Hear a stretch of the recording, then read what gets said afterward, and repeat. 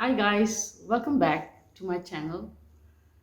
Today I'm in the fourth segment of the chapter on children's creativity. Alien is still here, but today is his last day because he's leaving. Yay! He doesn't like our planet. He says it is a trial and error situation. What is it? Oh, he says it's unpredictable and unpleasant. My answer to him? Boda. That means get lost in Tamil. Anyway, coming back to today's segment, we have come quite a bit, we have learned quite a bit about children's creativity. It's highest when they are 5 years old, and by the time they are 25, it's gone down to 2%. Why is children's creativity that important? Well, if we take the research done by Dr. George Land as a yardstick, if adults retained only 2% of high creativity,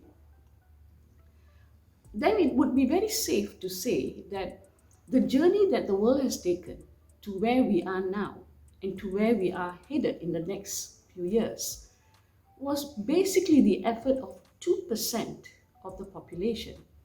It will be safe to surmise that. Where are we headed? Where are we now? They are talking about space travel. They're talking about colonizing other planets.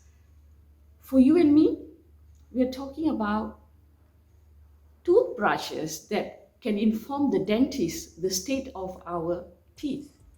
We're talking about flying cars. We're talking about mirrors that can tell you the state of your health at this very moment. It can say, oh, your level of vitamin C is very low. Please replenish. So all these changes that are coming, and we are at a brink of a major change in the way we live. You can already see it coming. We have already been warned. AI, artificial intelligence, they're talking about robots. And you look at the children, and you look at why their creativity is needed, because they have to live in this world. They have to cope with the change that is coming. They have to drive it. The millennials are moving into management positions. The new workforce is mostly comprised of Generation Z or Gen Z. One third of today's population comprises of Gen Z, the highest at any time in our history. And after them is the Alpha generation. Some of you may know about the Alpha generation. I know I met one of them. I had an interaction with a 2-year-old. And you know what the 2-year-old was capable of? She can take her mother's phone, can't talk properly, can't read, but she can go into the phone, get to YouTube, and get to a song that she likes because she wants me to listen to it. That's an alpha. And that's the ability we are looking at. That's the ability. And why do we need them to be so adept in technology? Because the world they are transiting to needs that interaction, needs them to be so agile. What are we doing to them in school? We are suppressing that creativity. They are leaving school with their creativity suppressed, which is actually a dangerous thing, a very, very dangerous thing. If in our country, our, our young population has its creativity suppressed, they will not be able to cope with the changes that are coming. How will they drive? How will the country progress, prosper?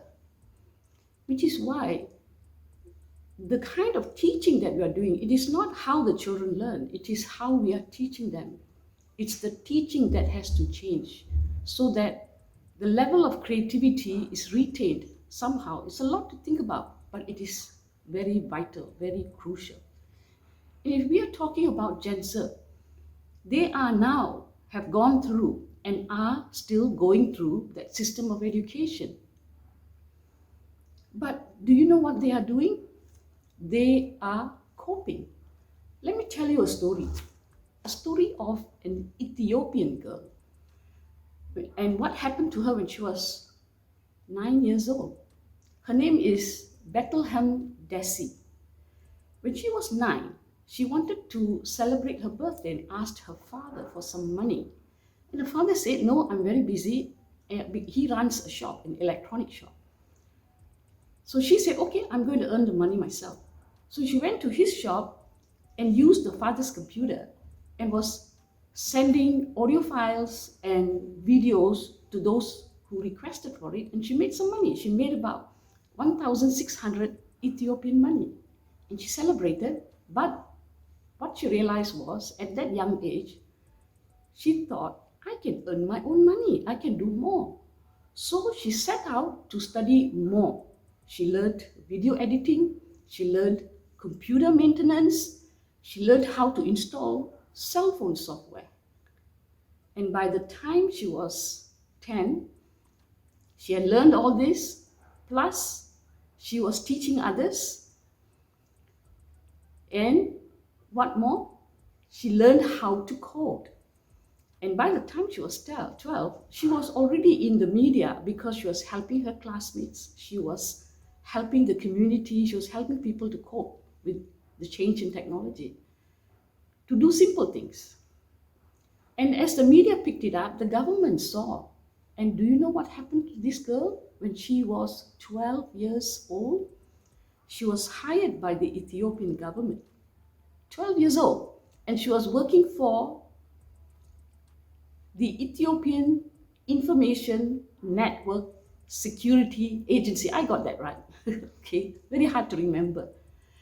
The Ethiopian Information Network Security Agency. She was hired as a developer at the age of 12.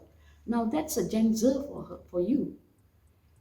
You can put them through the education system, but they will pick up what they need to do. They will pick it up. But it is a lot better if, as a government, we make the change for them, make it easier for them, and change the way we teach our children so they exit the school system still with their high level of creativity intact. And where is Bethlehem Desi today? She is a founder and CEO of iCog. Anyone can code. She owns 4 patented projects by herself and another 3 with others. You see, this is the Gen Z. I don't know what will happen with our Alpha generation. The Alpha generation are those who were born after 2010, and they're still being born. With that in mind, let me come back to our children's chapter, because today is the last segment. Next week or next segment, everything changes again. So, and bye-bye to Alien here. Bye.